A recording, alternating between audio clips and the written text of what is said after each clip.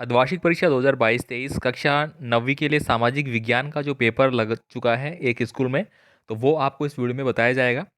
तो साथियों, जहाँ तक मैंने 2-3 पेपर आपको दे भी रखे हैं, तो जो मैंने आकलन किया है कि कुछ क्वेश्चन ऐसे हैं कि जो सभी जगह सेम आ रहे हैं।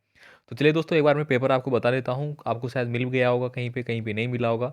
तो एक बार आप इसको ज़रूर देखिए और मैं आपको बता दूँगा कौन से पर्सन है वो ज़्यादातर सब जगह आ रहे हैं, ठीक है?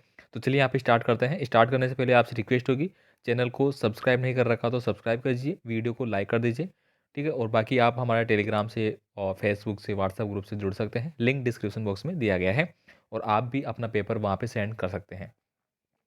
यहाँ पे देखिए दोस्तों, सबसे पहला क्वेश्चन है, चर्च द्वारा किसानों से करों का एक हिस्सा वसूला जाता था। अब दोस्तों, जो चर्च था वो क्या था, एक धार्मिक संस्था थी। क्या थी? धार्मिक संस्था।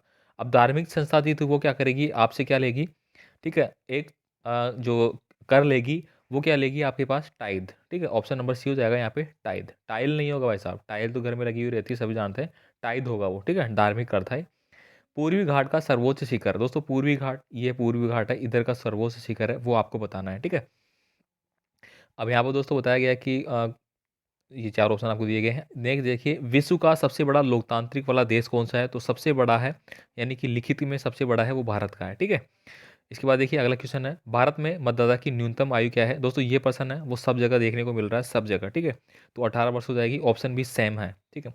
यहाँ पे देखिए, निम्न में से कौन सा राजनीतिक कार्यपालिका का हिस्सा है, ये भी सब जगह देखने को मिल रहा है। और जो फर्स्ट क्वेश्चन था टाइद वाला, जो मैंने बताया आपको, धार्मिक कर वाला, वो भी सब जगह आ रहा है, ठीक है? इनको आप याद कर ले भाई साहब। इसके बाद देखिए यहाँ पे, भारत में पिछली बार जनगणना कब हुई थी, तो ये नया है, तो ये हुई थी दोस्तों, अभी पिछली बार की बात करें तो 2011 में हुई थी, ठीक है? चलिए आगे देखते हैं अपन। नेक्स्ट देखिए यहाँ पे क्वेश्चन नंबर 7 है, अंत्योदय अन्न योजना है वो कब शुरू की गई थी, तो इसका जो आंसर है दोस्तों वो आपको बताना है, ठीक है? तो ये भी दोस्तों 2-4 जगह आ चुका है। इसके बाद देखिए, वुल्लर झील, वुल्लर झील का है वो किस राज्य में है, तो दोस्तों ये आपकी जम्मू कश्मीर में, और ये एक मीठे पानी की झील है। क्या है? मीठे पानी की झील है, ठीक है? नेक्स्ट देखिए यहाँ पे, 2011 की जनगणना के अनुसार एक साक्षर व्यक्ति है, हम किसको बोलेंगे? दोस्तों इसका सही आंसर होगा ऑप्शन नंबर सी, जिसकी उम्र 7 वर्ष है तथा वह किसी भी भाषा को समझ के साथ पढ़ लिख सकता है। दोस्तों उम्र 7 वर्ष होना जरूरी है, ठीक है?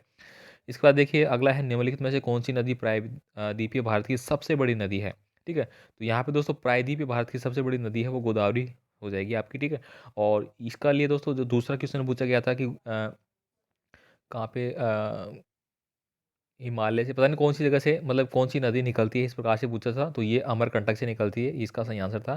तीसरा स्टेट किसने लिखी, ठीक है? तो ये पर्सन दोस्तों, तीसरा स्टेट किसने लिखी, ये बुक पूछी गई यहाँ पे।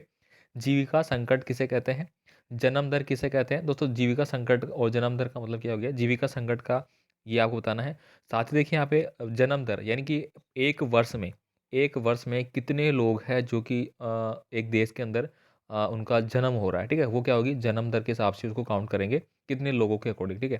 यहाँ पे देखिए, अरावली और विंध्याचल की पहाड़ियों का कौन सा पठार है, ठीक है? अगर यहाँ पे राजस्थान की बात करूँ, मान लीजिए भारत राजस्थान का नक्शा है, तो यहाँ उदयपुर से लेके इस प्रकार से आपकी अरावली से लेने जा रही है, ठीक है? ये तो यहाँ पे अरावली का बात करूँ मैं, तो यहाँ पे दोस्तों एक मालवा का पठार पड़ता है, ठीक है? बाकी आप देख लेना आपकी बुक के अकॉर्डिंग क्या है, ठीक है? आरक्षित निर्वाचित क्षेत्र किसे कहते हैं, दोस्तों आरक्षित निर्वाचन क्षेत्र किसे कहते हैं, आरक्षित। आरक्षित का मतलब हो गया कि संरक्षित, ठीक है? संरक्षण में जिसका संरक्षण है किसी चीज़ का, निर्वाचन क्षेत्र, यानी कि कोई भी ऐसा क्षेत्र जो कि जिस पे गवर्नमेंट का क्षेत्र का अधिकार है, संरक्षण में है और वहाँ पे निर्वाचन प्रक्रिया चालू है। लोकतंत्र क्या है, दोस्तों लोकतंत्र क्या है, ये सभी जानते हैं, लोगों के द्वारा जो बनाया गया कोई भी तंत्र ऐसा, यानी कि भारत का जो शासन व्यवस्था है वो किस प्रकार की है, लोकतांत्रिक है, ठीक है? यानी कि लोगों के द्वारा ही वो जो देश में कोई भी कार्य कर रहा है, देश की जो जैसे कि प्रधानमंत्री है, तो उसका चुनाव कौन करता है, हम सब लोगों के द्वारा किया जाता है, जो 18 वर्ष की पूरी हो गई, ठीक है? तो वो किसका शासन हो गया, लोगों का, क्योंकि लोगों ने बोला कि हाँ ये नेता बनना चाहिए, तो हमारी भागीदारी है कहीं ना कहीं, तो वो लोकतंत्र हो गया, लोक मतलब जनता का शासन, ठीक है? चलिए आगे देखते हैं अगला पर्सन। तो साथियों, यहाँ पे मैं एक हद तक आपको जो भी इंपॉर्टेंट पर्सन आपके एग्जाम में आ रहे हैं वो समझाने की कोशिश कर रहा हूँ, ठीक है? आप समझ जाए उसको। यहाँ पे देखिए, हिमालय की सबसे बाहरी श्रृंखला कौन सी है, तो बाहरी श्रृंखला तो आपकी शिवालिक हो जाएगी, ठीक है? आपने पढ़ा होगा इस प्रकार से, ये मान लीजिए नक्शा है इस प्रकार से, ठीक है? ये भारत का। अब यहाँ पे दोस्तों आपकी क्या हो जाती है, या तो आपकी आ जाएगी जास्कर, लद्दाख, ठीक है? क्या नाम है, ये श्रृंखला आ जाएगी। तो यहाँ पे जो श्रृंखला है ये वाली, ठीक है, ये लंबी वाली, ये शिवालिक है, ठीक है? चलिए आगे देखता हूँ मैं। 2011 में भारत का जनसंख्या घनत्व वो कितना था, ये आपको बताना है। झूम खेती किसे कहते हैं, दोस्तों ये पर्सन रिपीटेड है, आ रहा है हर बार, हर जगह आ रहा है, मतलब धूमकेतु वाला। भाबर क्या है, ये हर जगह आ रहा है, भाबर और खादर, ठीक है, दो आ रहे हैं, भाबर और खादर, ठीक है। इसके बाद देखिए यहाँ पे फ्रांस की क्रांति की शुरुआत किन परिस्थिति में हुई, तो फ्रांस की क्रांति कब हुई ये भी पूछा जा रहा है, ठीक है। तो फ्रांस की क्रांति आप सबको पता हो कब हुई थी। जल विभाजक का कार्य क्या है, ये प्रश्न आ रहा है सब जगह लगभग, जो चार जगह देख लिया मैंने, ठीक है। तो यहाँ पे देखिए लोकतंत्र क्या है, लोकतंत्र पहले भी आ गया, विशेषता बताइए। संसाधन के रूप में लोगों से आप क्या समझते हैं, ठीक है, संसाधन के बारे में। क्या राजनीतिक प्रतिद्वंद्विता अच्छी बीज है, बताइए इसको। इसके बाद देखिए युद्धों से जंगल क्यों प्रभावित होते हैं, तो ये इंपॉर्टेंट प्रश्न दोस्तों, ठीक है। शीत युद्ध की अवस्था एवं उसकी विशेषताएं लिखिए, ठीक है, ये भी इंपॉर्टेंट हो गया आपके लिए।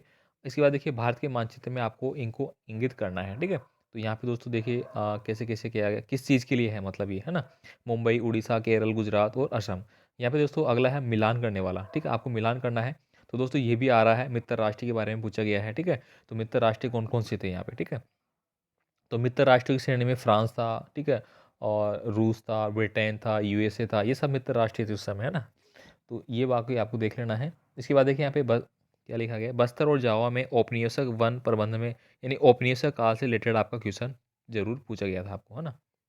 इसके बाद देखिए दोस्तों अगला क्वेश्चन है भारत की संविधान निर्माण की प्रक्रिया, यानी कि संविधान से रिलेटेड कुछ क्वेश्चन पूछे जा रहे हैं, जैसे कि प्रारूप समिति के अध्यक्ष कौन थे, है ना, इस प्रकार के संविधान है वो किसने लिखा, इस तरफ से पूछी जा रही चीज़ें, है ना। तो भारतीय संविधान की उद्देशिका के बारे में बताइए। उद्देशिका दोस्तों कोई भी संविधान होता है उसमें एक उद्देशिका होती है, ठीक है।